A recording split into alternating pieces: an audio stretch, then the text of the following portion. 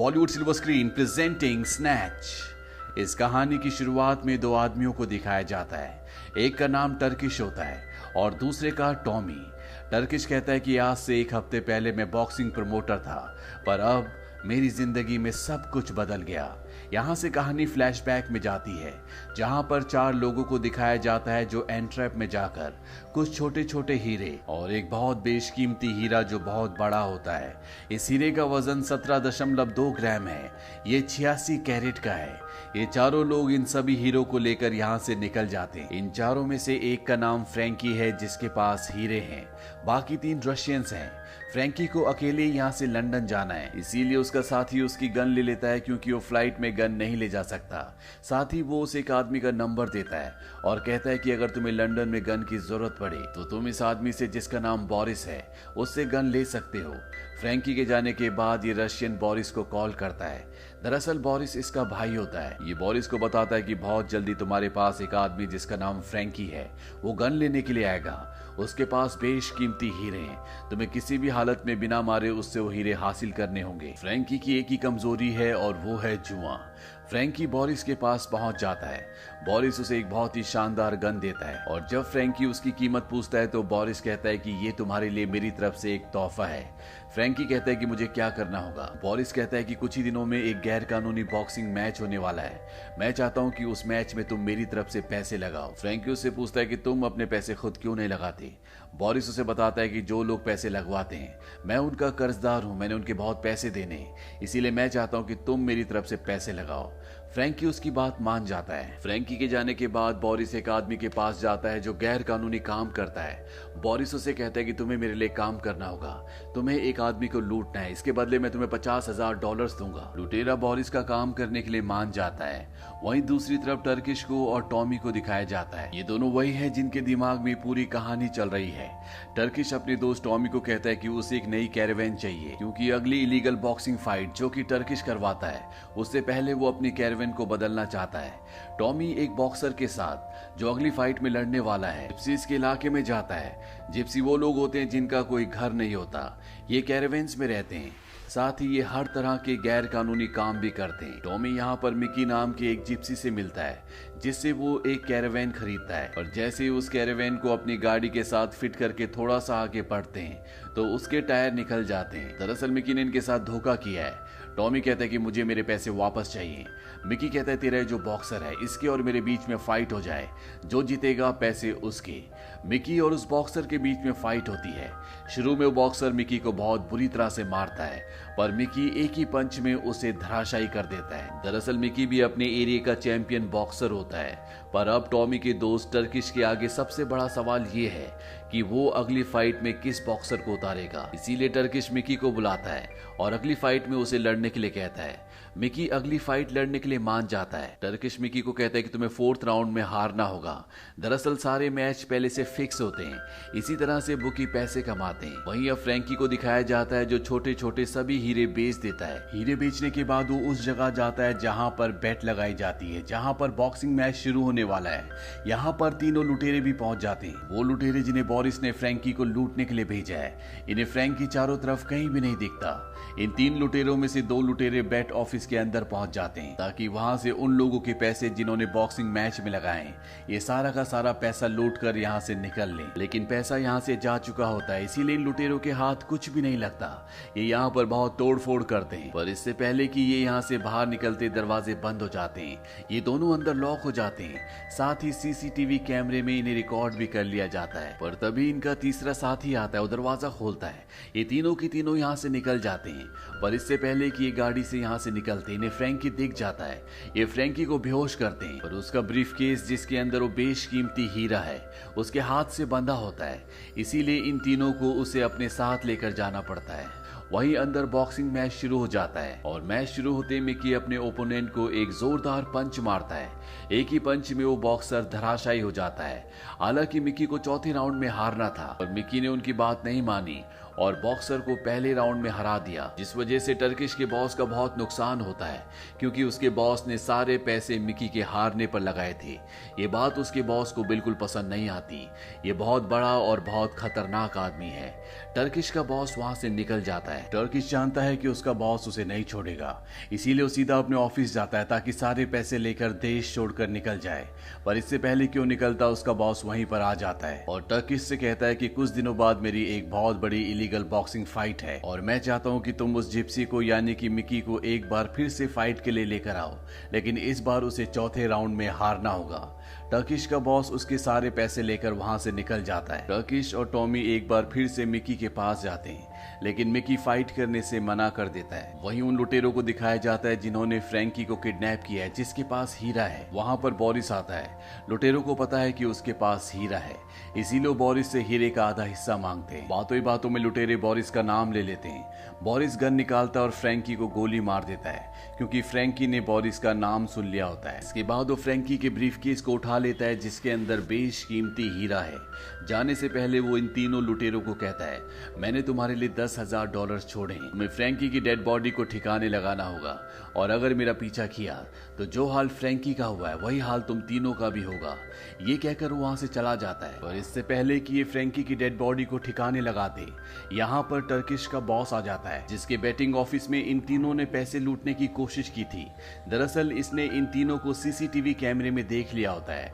ये इन तीनों को मारना चाहता है, पर इससे पहले कि ये इन तीनों को मारता, इनमें से एक उसे बता देता है कि जिस आदमी को हमने मारा है, जिसकी डेड बॉडी यहाँ पर है, इसके पास एक बेशकीमती हीरा था। अगर तुम हमें छोड़ दो तो वो हीरा हम तुम्हारे लिए ला सकते हैं। टर्किश का बॉस इन तीनों को धमकी देता है और कहता है कि 48 घंटे में अगर वो हीरा मुझ तक ना पहुंचा तो मैं तुम तीनों को और तुम्हारे परिवारों को मार दूंगा। ये कहकर वो वहां से निकल जाता है। पर इनकी मुसीबत अभी भी नहीं टलती। इन तक फ्रैंकी जिसने हीरा चुराया था, जिसे बोरिस ने मार दिया, उसका बॉस यहाँ उसे ढूंढते ढूंढते पहुंच जाता है और इनमें से एक को गन पॉइंट पर ले लेता है। लुटेरे को बताना पड़ता है कि बोरिस ने उसे मार दिया और हीरा भी उसी के पास है। वहीं दूसरी तरफ टर्किश के बॉस को टर्किश का कॉल आता है और वो उसे बताता है कि मिकी अब फाइट नहीं करना चाहता। टर्किश का बॉस कहता है कि उसे फाइट करनी होगी और वो मिकी की मॉम का कैरेवन जला देता है, वो भी उस वक्त जब उसकी मॉम उसके अंदर होती है, यानी कि मिकी की मॉम अब मर चुकी है। इस बात से मिकी का भाई और मिकी पूरी तरह से परेशान हो जाते हैं, पर मिकी के चेहरे पर एक अजीब सी खामोशी होती है। अगली सुबह यहाँ पर टर्किश और टॉमी आते हैं। इससे पहले कि वो मिकी से कुछ कह पाते, मिकी उन्हें कहता है कि मैं फाइट करने के लिए तैयार हूँ। वहीं बोरिस जिसके पास हीरा है, वो एक ज्वेलरी शॉप में जाता है। दरअसल वो हीरा बेचना चाहता है। इसी ज्वेलरी शॉप के ऑफिस में फ्रैंकी का बॉस, जो हीरे को और बोरिस को ढूंढ रहा है, वो बैठा होता है। तभी इंटरकॉम में उन्हें बताया जाता है कि कोई आदमी है जो बेशकीमती हीरा बेचना चाहता है और जब इस सब के सब स्क्रीन पर देखते हैं तो ये समझ जाते हैं कि ये बोरिस है, इसी के पास वो बेशकीमती हीरा है। ये बोरिस को कार की डिक्की के अंदर बंद करके घर के अंदर जाते हैं। घर के अंदर इन तीनों को हीरा मिल जाता है। वहीं घर के बाहर टेलीफोन बूथ पर एक आदमी को दिखाया जाता है। ये उन्हीं लुटेरों का साथी है जिन्होंने फ्रैंकी को किडनैप किया था। ये अपने साथियों को बताता है कि बोरिस यहाँ पर आ चुका है और उसे कार की डिक्की के अंदर बंद किया गया है। उसके दोनों साथी यहाँ पर पहुंच जाते हैं और जब फ्रैंकी का बॉस हीरा लेकर अपनी गाड़ी से वहां से निकलता है तो ये तीनों भी अपनी गाड़ी से उसका पीछा करते हैं। वहीं दूसरी तरफ टर्किश और टॉमी को दिखाया जाता है जो मिकी के घर से लौट रहे होते हैं। इन दोनों के बीच में बहस होती है और बातों ही बातों में टॉमी टर्किश के दूध की बोतल बाहर फेंकता है। दूध की बोतल फ्रैंकी के बॉस की गाड़ी के शीशे पर जाकर गिरती है, जिससे उन्हें आगे कुछ भी नहीं दिखता और उनकी गाड़ी का एक्सीडेंट हो जाता है। एक्सीडेंट के तुरंत बाद बोरिस, जिसे कार की डिक्की के अंदर बंद किया गया था, वो बाहर निकल जाता है, लेकिन उसका चेहरा पूरी तरह से कवर्ड होता है, उसे कुछ भी नहीं दिख रहा होता। और तभी पीछे से लुटेरों की गाड़ी आती है और वो गलती से बोरिस को अपनी गाड़ी से उड़ा देते हैं। यहाँ पर फ्रैंकी का बॉस और फ्रैंकी के बॉस का जो आदमी है, ये दोनों के दोनों पास ही के एक बार में जाते हैं और तभी यहाँ पर तीनों लुटेरे पहुंच जाते हैं। दरअसल ये किसी भी कीमत पर हीरे को हासिल करना चाहते हैं। हीरे का ब्रीफकेस फ्रैंकी के बॉस के पास होता है। तीनों लुटेरे उस पर गन तान देते हैं, पर तभी यहाँ पर बोरिस भी पहुंच जाता है जो बुरी तरह जख्मी होता है। दरअसल एक्सीडेंट होने के बाद भी वो बच गया होता है, उसे भी हीरा चाहिए। पर तभी फ्रैंकी के बॉस का आदमी जो अंदर होता है, ये एक शार्प शूटर है। वो वो अंदर से कई गोलियां चलाता है जिस वजह से बोरिस की मौत हो जाती है और तीनों लुटेरे मौके का फायदा उठाकर हीरा लेकर वहां से निकल जाते हैं। लेकिन फ्रैंकी का बॉस और उसका शार्प शूटर इन तीनों लुटेरों तक पहुंच जाते हैं। ये तीनों लुटेरे अब फंस चुके हैं। अगर हीरा इन तीनों ने इन दोनों को नहीं दिया तो ये इन्हें मार देंगे। अगर ये हीरा इन्हें दे देते हैं तो टर्किश का बॉस, जिसके ऑफिस में इन्होंने लूटपाट करने की कोशिश की थी, जिसने इन्हें 48 घंटे का टाइम दिया है, वो इन्हें और इनके परिवार को मार देगा। इसीलिए ये झूठ कहते हैं कि हीरा इनके ऑफिस में है। अब ये सब के सब ऑफिस में पहुंच जाते हैं। ऑफिस में चारों तरफ सामान बिखरा होता है। दरअसल इन तीनों लुटेरों का एक कुत्ता है जो बहुत ही अग्रेसिव होता है। उसने ऑफिस का यह हाल किया होता है। फ्रैंकी का बॉस इनसे हीरा मांगता है। ये हीरा ढूंढने का नाटक करते हैं और एक ज्वेलरी की डिब्बी दिखाकर कहते हैं कि शायद हीरा कुत्ता निगल गया है। फ्रैंकी के बॉस का आदमी जब कुत्ता खोलता है तो बहुत अग्रेसिव होता है, वो पूरी तरह से आउट ऑफ कंट्रोल होता है। फ्रैंकी का बॉस उसे गोली मारने वाला होता है, पर तभी इन तीनों लुटेरों में से एक लुटेरा, जिसके पास हीरा है, वो कुत्ते को बचाने के लिए हीरा निकालकर फ्रैंकी के बॉस को दे देता है। फ्रैंकी का बॉस जब हीरा देख रहा होता है तभी कुत्ता उसके हाथ से हीरा छीन कर निकल जाता है। फ्रैंकी का बॉस चारों तरफ गोलियां चलाता है लेकिन कुत्ता वहां से भाग जाता है। यहाँ पर फ्रैंकी के बॉस से एक गलती हो गई होती है। दरअसल गलती से उसने अपने आदमी को गोली मार दी, इसीलिए वो यहाँ से वापस अपने शहर न्यूयॉर्क चला जाता है। वहीं दूसरी तरफ बॉक्सिंग मैच में दिखाया जाता है जहाँ पर आज मिकी को बॉक्सिंग करनी है। यहाँ पर टर्किश का बॉस उसके पास आता है। वो कहता है कि अगर तुम चौथे राउंड में नहीं हारे तो हमारे आदमी जो तुम्हारे इलाके में पहुंच चुके हैं तुम्हारे आदमियों का वही हाल करेंगे जो हमने तुम्हारी माँ का किया था। अब यहाँ पर फाइट शुरू हो जाती है। 3 राउंड्स तक दोनों फाइटर्स के बीच में एक घमासान फाइट होती है, पर चौथे राउंड में मिकी एक बार फिर से एक जोरदार पंच मारकर दूसरे बॉक्सर को हरा देता है। यानी कि मिकी ने एक बार फिर से उन्हें धोखा दिया है। वहीं मिकी के इलाके में दिखाया जाता है कि उन्हें पहले से पता था कि यहाँ पर कुछ लोग उन्हें मारने के लिए आए हैं। इससे पहले कि वो लोग इन पर हमला करते, मिकी के लोग उन सबको मार देते हैं। और जब टर्किश का बॉस बाहर अपनी गाड़ी के पास आता है तो उसकी गाड़ी में भी मिकी के लोग होते हैं जो टर्किश के बॉस को मार देते हैं। इसके बाद मिकी यहाँ से अपने आदमियों के साथ निकल जाता है। दरअसल मिकी अपने ऊपर ही पैसे लगाता था और फाइट जीतने के बाद उसने अब बहुत सारे पैसे कमा लिए। अगली सुबह टर्किश और उसका दोस्त टॉमी मिकी के इलाके में जहाँ पर उन्होंने कैंप लगाया था वहां पर जाते हैं, पर यहाँ से सारे के सारे जिप्सी अब जा चुके होते हैं। रात को यहाँ पर बहुत खून खराबा हुआ था, इसीलिए यहाँ पर पुलिस आई होती है। पुलिस इन दोनों से पूछती कि तुम यहाँ पर क्या कर रहे हो, पर इससे पहले कि ये कोई जवाब देते ये उस कुत्ते को देख लेते हैं जिसके पेट के अंदर हीरा है। इन्हें नहीं पता कि इसके पेट के अंदर हीरा है। ये पुलिस को झूठ कह देते कि हम यहाँ पर कुत्ता घुमाने आए थे।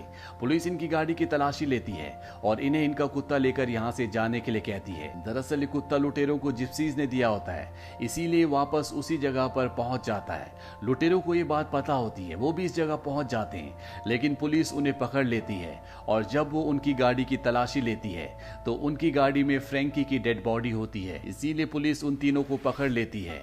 टॉमी और टर्किश कुत्ते को लेकर जब अपनी गाड़ी से जा रहे होते हैं तो लुटेरे कुत्ते को टॉमी और टर्किश के साथ जाते हुए देखते हैं। जब ये दोनों रास्ते में होते हैं तभी कुत्ता भौंकना शुरू कर देता है, उसकी तबीयत खराब हो जाती है। और यहाँ से कहानी वापस प्रेजेंट में आ जाती है जहाँ पर टर्किश और टॉमी ये पूरी कहानी किसी को सुना रहे होते हैं। इसके बाद ये बताते हैं कि कुत्ते के पेट के अंदर डॉक्टर को हीरा मिला। दरअसल इनके सामने हीरो का एक व्यापारी होता है जिसे ये हीरा बेचना चाहते हैं, और ये हीरो का व्यापारी और कोई नहीं बल्कि फ्रैंकी के बॉस का दोस्त है जो अपने साथी को मारने के बाद वापस न्यूयॉर्क चला गया था। हीरो का व्यापारी एक बार फिर से फ्रैंकी के बॉस को कॉल करता है और वो एक बार फिर से फ्लाइट से न्यूयॉर्क के लिए निकल पड़ता है। इसी के साथ ये कहानी यहीं पर खत्म हो जाती है। ये फिल्म ईयर 2000 में रिलीज हुई थी। IMDb पर इसकी रेटिंग है 8.3। इस फिल्म का बजट था $10 मिलियन और बॉक्स ऑफिस पर इसने कमाई की थी $83.6 मिलियन की। उम्मीद करते हैं कि ये कहानी आपको पसंद आई होगी।